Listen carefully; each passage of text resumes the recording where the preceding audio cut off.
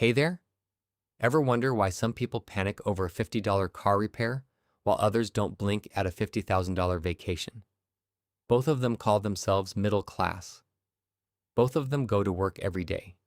So what actually separates them? Here's the truth. Wealth isn't one thing. It's a ladder with about 7 rungs, and most people have no idea which rung they're standing on, let alone what it takes to climb to the next one. Some rungs are just a few smart habits away. Others require decades. And one or two of them are so far removed from normal life, the numbers barely feel real. So in this video, we're climbing that ladder step by step, from broke to billionaire. And at every level, I'll show you exactly what choices separate one tier from the next, so you know exactly what to change to move up. Let's get started. The paycheck to paycheck tier. Let's start at the bottom. If you've ever felt like your money disappears the second it hits your account, you're not alone. As of 2025, about 62% of American adults say they live paycheck to paycheck. And get this, even 44% of people earning over $100,000 a year say the same thing. So this isn't just a poor people problem. It's a spending versus saving problem. At this level, income gets swallowed by rent, car payments, and minimum credit card payments before it can ever become wealth. There's no room to think 5 years ahead when the real question every month is whether there's enough left for groceries. The first shift that moves someone out of this tier isn't a raise. It's building a small emergency fund, even just $500. So one unexpected bill doesn't turn into a spiral of high-interest debt. Now here's your gasp moment for this section. For Americans under 35, the bottom 10% don't just have $0, they have negative $15,000. Many people start their financial lives already in the hole before their first real paycheck even arrives. The median American now. Let's move up to someone who's actually caught up.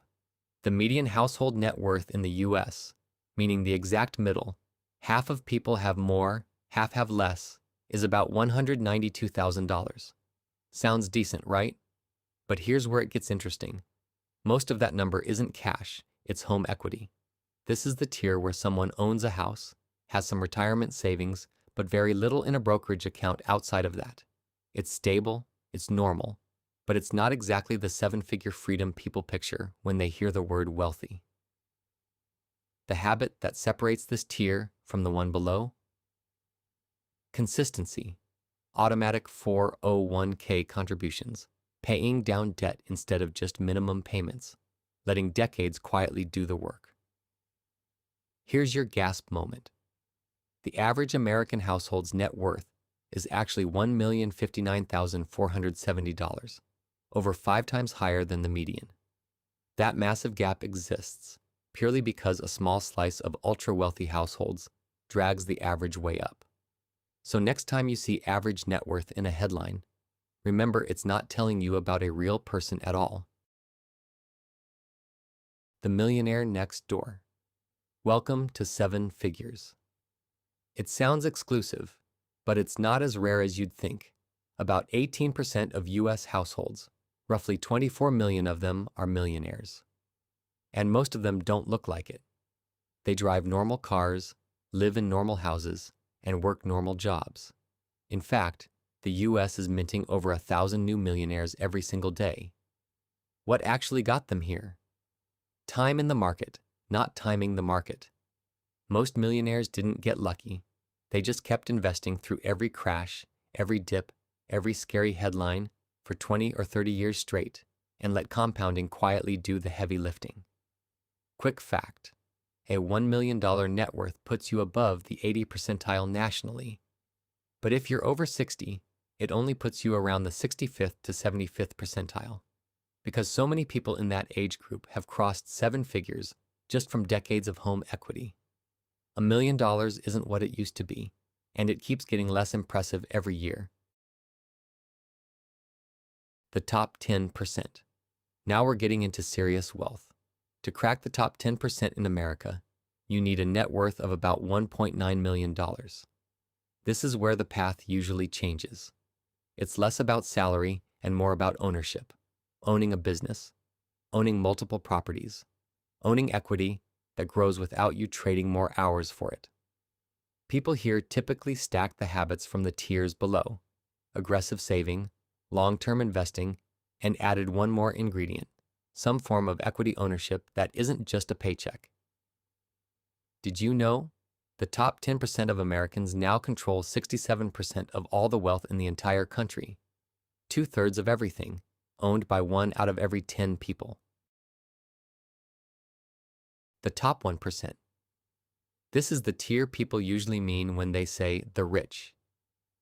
To join the 1% in America, you need a net worth around $13.6 million. At this level, income from a job barely matters anymore. Wealth grows mostly from appreciating assets: stocks, real estate, business ownership, private investments most people never even hear about. The choice that defines this tier is control. Controlling a business or a large enough investment portfolio that your money is working harder than you are, around the clock, without you, while you sleep. Here's your gasp moment. That top 1% alone controls about 31% of all the wealth in America, meaning roughly 1.3 million households own almost 1/3 of the entire country's net worth. The top 0.1%. Now things get almost unreal. The threshold here is around $62 million. At this level, you're not managing your own money anymore. You have people for that: wealth managers, estate lawyers, private equity access. Most people can't even apply for. Most careers, no matter how successful, simply can't get you here through a salary alone. The habits that get someone here almost always involve founding or scaling a business that becomes worth tens or hundreds of millions. Not just saving a salary. No salary is that big. This tier also starts thinking generationally: trusts, estate planning, and legacy. Because at this level, the goal shifts from get rich to stay rich for 100 years. Quick fact: this tier represents less than 0.1% of the U.S. population, but many of these households will pass down more wealth in a single generation than a median American family will earn in 10 lifetimes combined. The billionaire tier. And finally, the top of the mountain.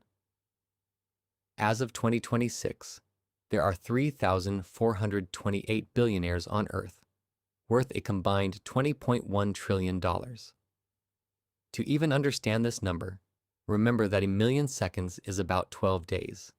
A billion seconds is 31 years. These fortunes come almost entirely from owning equity in massive companies they built or control, not from a paycheck, not even from a portfolio in the traditional sense. Here's your gasp moment, and it's a big one. In June 2026, Elon Musk became the first person in human history to cross $1 trillion in net worth, largely from his stake in SpaceX. In a single year, his fortune grew by roughly $497 billion, more money than the entire GDP of a country like Norway, gained in 12 months by one person. So there you have it, 7 levels of wealth, from paycheck to paycheck all the way to trillionaire. Notice something? At almost every level, the jump wasn't about earning more. It was about what someone did with what they already had: saving before spending, investing instead of waiting, owning instead of just working, and letting time compound quietly in the background while everyone else was still deciding whether to start. You don't need to become a billionaire to move up a tier. You just need to make one decision today that your future self, 5 tiers from now, would thank you for. If you want to know exactly how that compounding magic works behind the scenes, head over to my channel and discover how easy it is to move from $100,000 to $1 million. I was surprised myself. Like and subscribe so you don't miss more such content. Thanks for watching.